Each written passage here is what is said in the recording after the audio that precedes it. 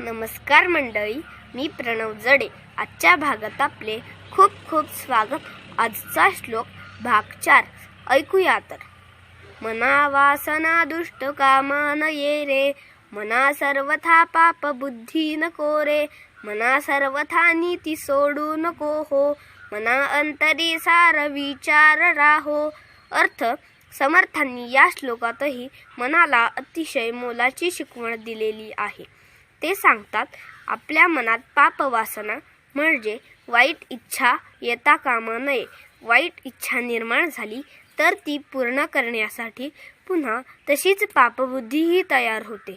म्हणजे ती वाईट इच्छा पूर्ण करण्यासाठी वाममार्गाचा, चुकीच्या मार्गाचा अवलंब होऊ शकतो. त्यामुळे वाईट इच्छाही नको व त्यासोबत येणारी पापबुद्धी सुद्धा नको. तसेच नेहमी आपण न्यायाने वागले पाहिजे, योग्य मार्गाने वागले पाहिजे, योग्य अयोग्याची जाण ठेवली पाहिजे व प्रत्येक गोष्टीत सारासार विचाराअंती साररूप विचारसरणी ही ठेवायला हवी.